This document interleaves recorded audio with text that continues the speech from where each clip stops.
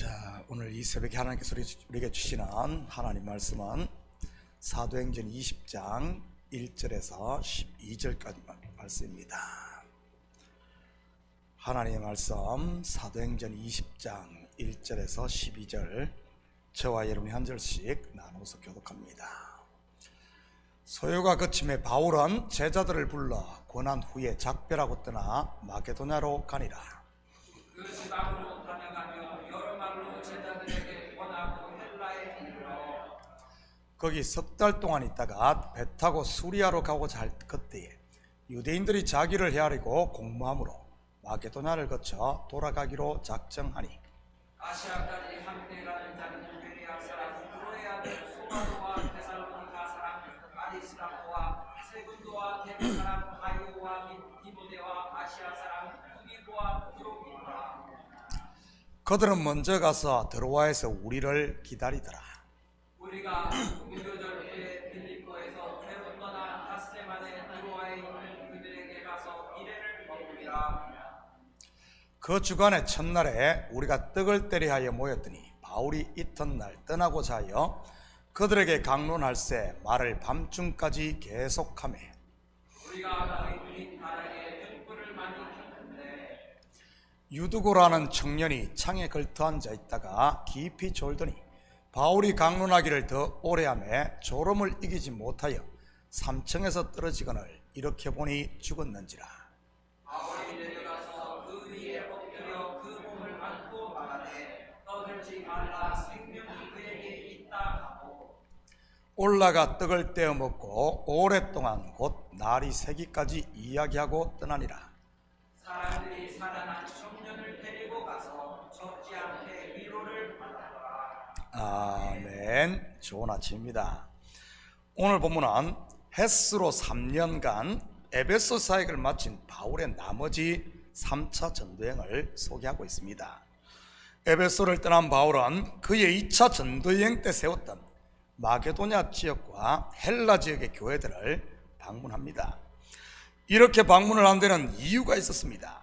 당시 유대의 큰 흉년이 들어 예루살렘에 있는 형제들이 어려움을 겪고 있었기 때문에 경제적으로 좀 풍족한 마게도냐 교회들이 한 연보 때문이었습니다. 많은 교회들이 이 일에 자발적으로 동참을 했던 것이고요.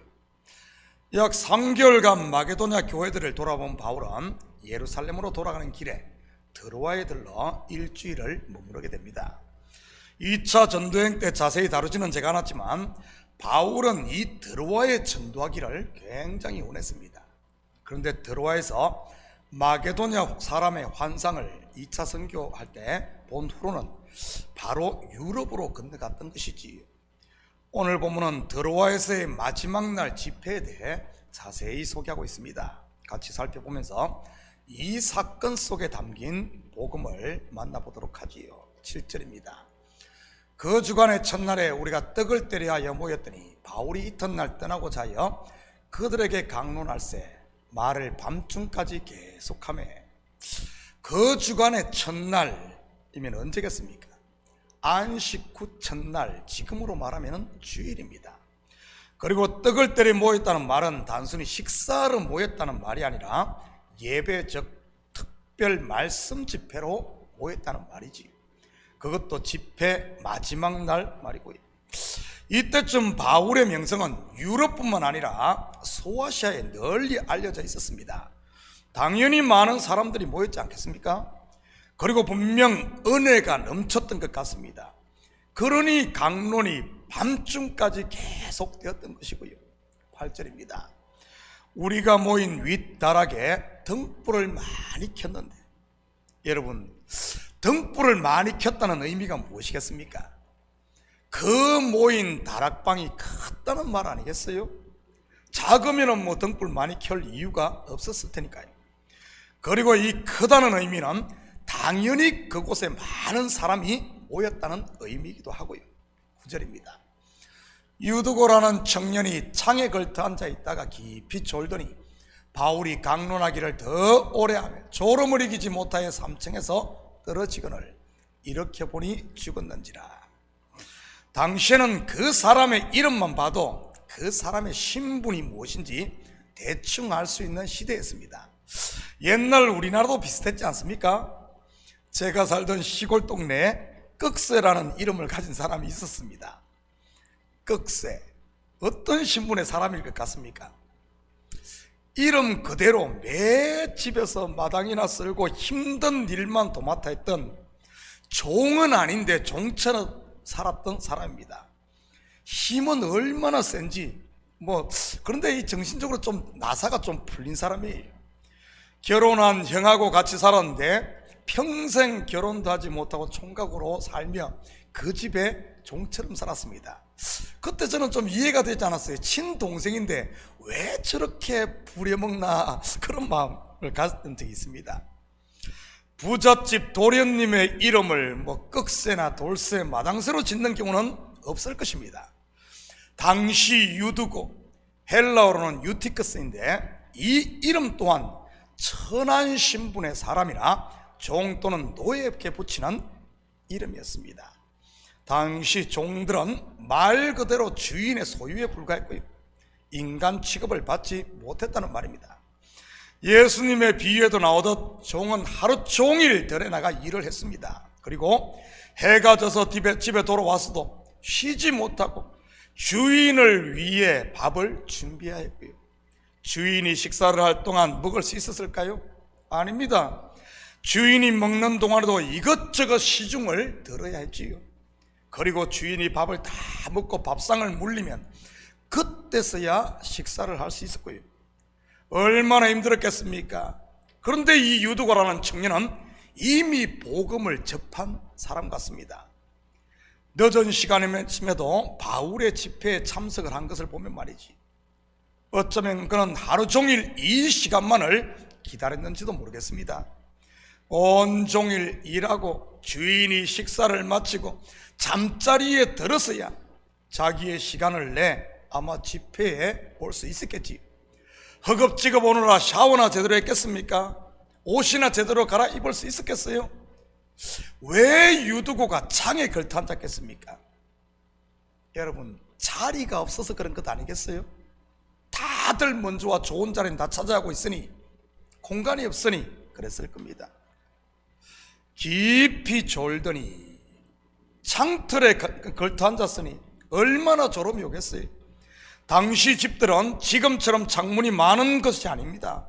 기껏해야 한둘, 많으면 서너 개, 거기다가 방 안에 있는 사람들의 열기에다가 등불도 요즘 형광등도 아니지 않습니까? 전부 끄름이 나는 그런 횃불 같은 그런 등불을 켰으니 이런 모든 열기와 끄름이 전부 어디로 빠져나가겠습니까? 창문 아니에요? 거기에 걸터 앉았으니 한쪽에서는 뜨거운 열기와 막 사람 냄새, 땀 냄새, 또 바깥에서는 살랑살랑 바람이 불어오니 졸음이 오는 것은 당연하지. 하루 종일 또 땀 흘리고 일했을 테니 말입니다. 거기다가 바울의 강론은 끝날 기미도 보이지 않고 계속됩니다. 여러분, 졸음 이기는 장사 봤습니까? 아마 유두고 또한 졸음을 이기기 위해 별짓을 다 했을 겁니다. 허벅지를 꼬집어 보기도 하고 뺨도 때려보고 이쑤시개가 있었다면 아마 눈에 공겨보기 이렇게 막 해보기도 하고, 결국 어떻게 됩니까? 졸음을 이기지 못하고 3층에서 떨어져 죽습니다. 누가 유두고를 욕할 수 있겠어요? 영적으로 보면 이 유두고의 모습이 바로 인생들의 모습 아닙니까? 수고하고 무거운 짐진 인생들의 모습 말이지. 죄의 짐, 삶의 짐 말입니다. 그리고 졸음을 이기지 못하고 떨어져 죽은 유두고, 이것은 에덴 동산의 하와의 모습이기도 한 것이지. 먹음직도 하고 보암직도 하고 지혜롭게 할 만큼 탐스럽기도 한 선악과를 보며 이 속에서 일어나는 육체의 소욕을 이기기 위해 발버둥 쳤던 하와의 모습 말이지. 그런데 그 소욕을 이길 수 있을까요? 그냥 떨어져 죽는 것이지. 10절입니다. 바울이 내려가서 그 위에 엎드려 그 몸을 안고 말하되 떠들지 말라, 생명이 그에게 있다고. 바울에게도 이 마지막 날 집회는 특별했지 않겠습니까? 왜냐하면 바울은 이미 3차 전도행을 마치고 예루살렘으로 돌아갈 때 예루살렘에 자기를 죽이려는 위험이 도사리고 있음을 알고 있었습니다. 어쩌면 다시는 돌아올 수 없을 수도 있는 마지막 길이라고 생각할 수도 있었고요. 그러니 한 말씀이라도 더 전해주려고 정말 이 강론이 길게 계속되었던 것이고요. 그런데 말씀이 무르익고 은혜가 충만한 그때 유두고가 떨어져 죽었으니 어떻겠습니까?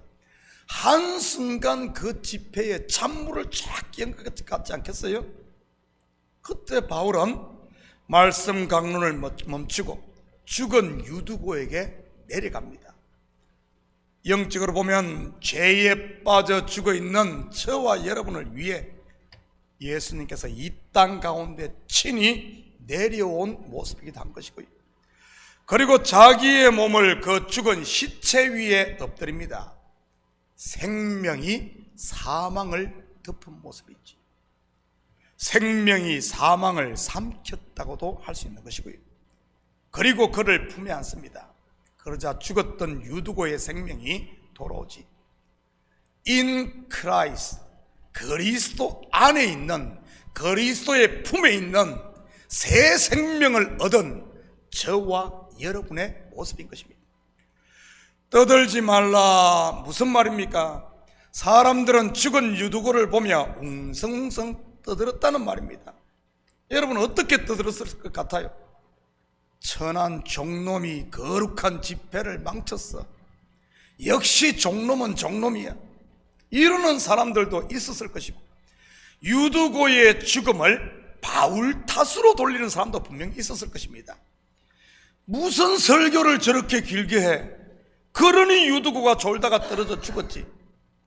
사실 사도 바울은 말에는 그리 유창한 사람이 아니었습니다. 이것은 본인이 스스로 고백한 말이고요. 말이 유창하지 못하면 설교라도 짧아야지 하면서 떠드는 사람도 있지 않았겠어요?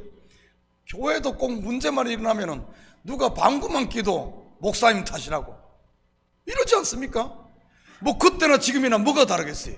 똑같이 하나님을 원망하는 사람도 있었을 것입니다.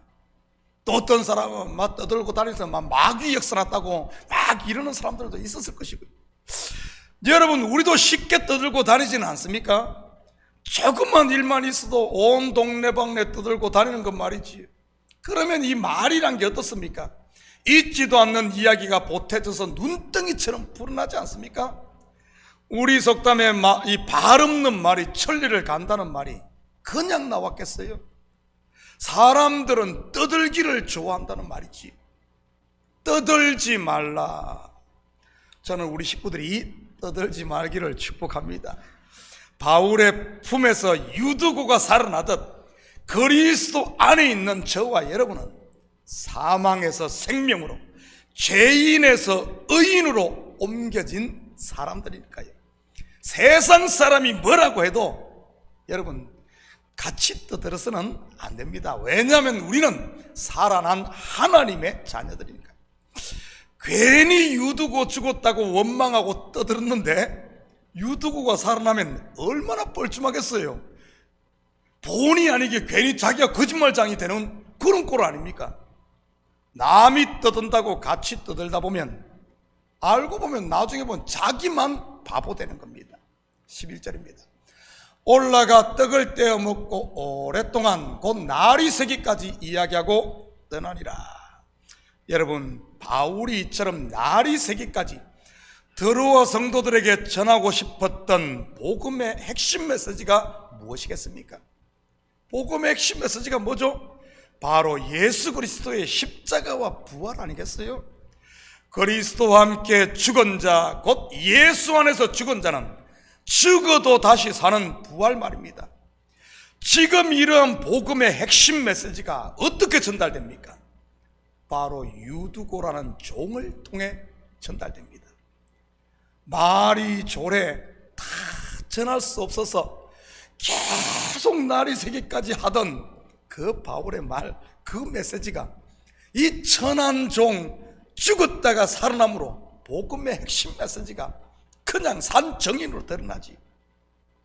그것도 말씀을 사모했던 유두고를 통해 말입니다.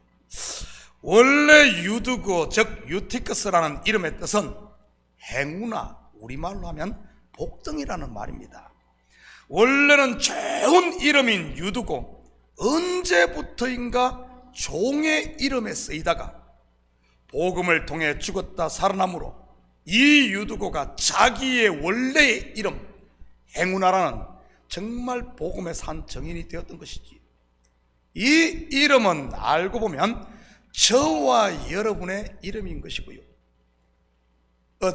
그때 예전에는 죄인이었다가 웬 복을 받아 웬 은혜를 입어 내가 한 것도 없는데 예수 그리스도의 피 공로로 말미암아 하나님의 자녀가 된 행운아 복등이 말이지. 12절입니다. 사람들이 살아난 청년을 데리고 가서 적지 않게 위로를 받았더라. 여기서 적지 않게 위로를 받았다는 말은 이중부정으로 큰 위로를 받았다는 뜻입니다. 누구를 통해서요? 바로 유두고를 통해 말입니다. 영적으로 보면은 바로 저와 여러분이 죽음에서 살아난 유두고인 것이고요. 사랑하는 성도 여러분, 오늘 하루도 서로에게 위로가 되고 여러분의 삶이 복음에 산 정인이 되는 이 시대의 유두고 즉 행운아로 사는 복된 하루 되기를 예수님의 이름으로 축복합니다. 같이 기도하십시다. 사랑의 아버지 하나님, 참으로 감사를 드립니다. 천한 아버지 하나님 유두고를 통해 존귀한 복음의 정인으로 사용하시는 하나님 맞습니다. 하나님의 손에 들려질 때, 하나님의 말씀을 듣고 말씀이 임할 때 죽은 자가 살아나며 천한 자가 존귀해지며 가난한 자가 부유해지고 약한 자가 강해지는 이런 아버지 하나님 진리를 보게 됩니다. 아버지 하나님, 우리 한 명 한 명이 그리스도 품 안에 있음을 알고 이제는 은혜 받은 자로서 복 받은 자로서 그 복을 전하며 살 수 있도록 축복하여 주시옵소서. 감사드리며 예수님의 이름으로 기도드립니다. 아멘.